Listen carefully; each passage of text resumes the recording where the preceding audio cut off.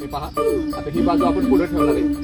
मुळ्या व्यवस्थित अशा इजा न होता त्याला असा ठेवायचा अशा पद्धतीने आणि साईडनी माती टाकणार आहोत.